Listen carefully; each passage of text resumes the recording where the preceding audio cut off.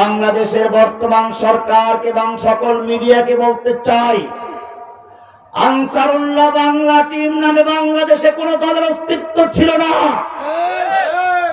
এটা ছিল রয়ের তৈরি করা একটা নিজস্ব একটা চিন্তা চেতনার থেকে তৈরি করা হাসিনার একটা ফাঁদ। আমি আদালতও চ্যালেঞ্জ করেছিলাম, আদালতের কাগজ খুলে দেখুন, বলগার রাজীব হায়দার হত্যা মামলার রায়ের কবিতা উল্লেখ করা আছে। আল্লাহ সুবহানাহু ওয়া তাআলা 61 নম্বরে বলছেন, সুন্নাতাল্লাহিল্লাযীনা খালাউ মিন ক্বাবলু, এটাই হচ্ছে আল্লাহর সুন্নাহ, আল্লাহর রীতি, আল্লাহর নীতি, যারা এই জাতীয় কাজ যুগে যুগে করেছে।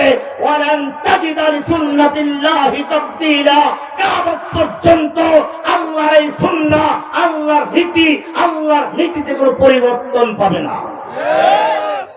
2013 সালে শয়তান আল্লাহর নবীকে ভুলিয়ে দেওয়ার জন্য, নবীর চরিত্রকে কলঙ্কিত করার জন্য রাজীব হায়দার, অভিজিৎ রায়, ওয়াসিক বাবু নামে কতগুলো কুলাঙ্গারকে রাস্তায় নামিয়ে দিয়েছিল। গণজাগরণ মঞ্চের নামে নাস্তিক জাগরণ তৈরি করা হয়েছিল।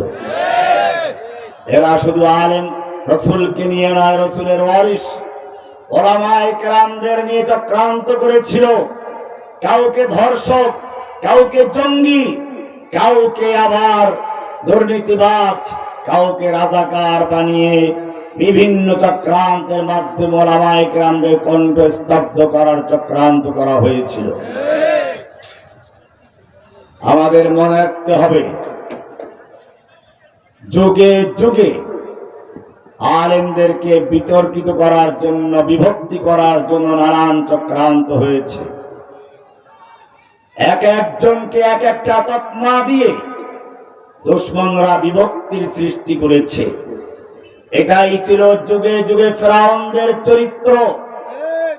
আল্লাহ রাব্বুল আলামিন সূরা কাসাসের শুরুতে বলেছেন, ইন্না ফিরআউনা আলা ফিল আরদ ওয়া জাআলা আহলাহা শিয়া। ফিরআউন তার জাতিকে বিভিন্ন দলে বিভক্ত করেছিল, স্বাধীনতার পক্ষে বিপক্ষে, মুক্তিযুদ্ধের চেতনার পক্ষে বিপক্ষে, কেউ রাজাকার, কেউ অমুক তমুক, এরকম ভাবে বিভিন্ন দলে বিভক্ত করে, বিভিন্ন ট্যাগ লাগিয়ে মুসলিম উম্মাহকে বিভক্ত করে তারপরে তারা তাদের শাসন পাকাপোক্ত করার চক্রান্ত করেছে। হাসিনা সরকারও সবচেয়ে বড় যে অস্ত্রটি ব্যবহার করেছে সেটি ছিল এদেশ থেকে ইসলামকে বিদায় করার জন্য, ইসলামকে ধ্বংস করার জন্য। একদিকে যেমন ছায়ানট, উদীচী এবং ভারতীয় সব হিন্দি সিনেমাগুলো বাংলাদেশে অবাধে বিচরণ করার সুযোগ করে দিয়েছিল, অপরদিকে ইসলামী তাহাজিব তামাদ্দুনকে ধ্বংস করার জন্য এদেশের তাফসীর মাহফিল বন্ধ করে দিয়েছিল।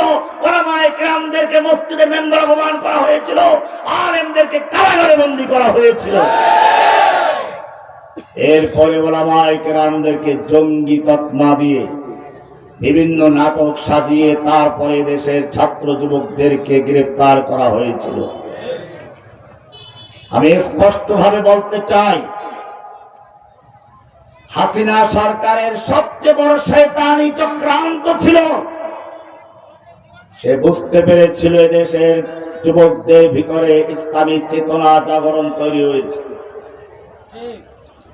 সেই জাগরণকে ধ্বংস করার জন্য একের পর এক চক্রান্ত করেছে, যেই চক্রান্তের শিকার আমিও ছিলাম।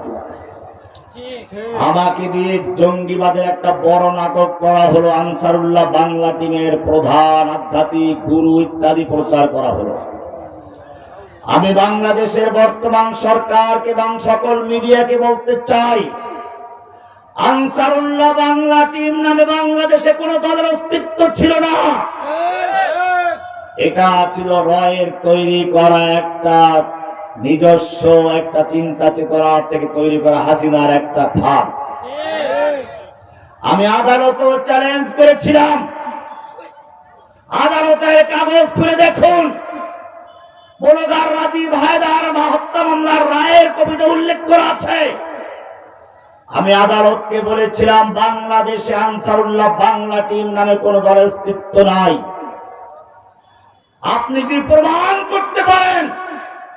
আমি বলেছিলাম আমি একজন লেখক, কোন লেখক যদি কোন দল করে তাহলে কোন না কোন সূত্র ধরে লেখার মধ্যে সেই দলের নাম নিয়ে আসে বা সমর্থন করে।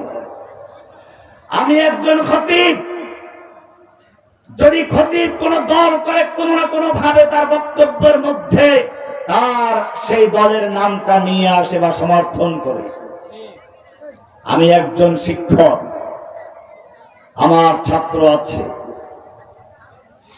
কোন না কোন ভাবে ছাত্রদের সামনে উস্তাদ কোন দল করে তার নাম চলে আসে।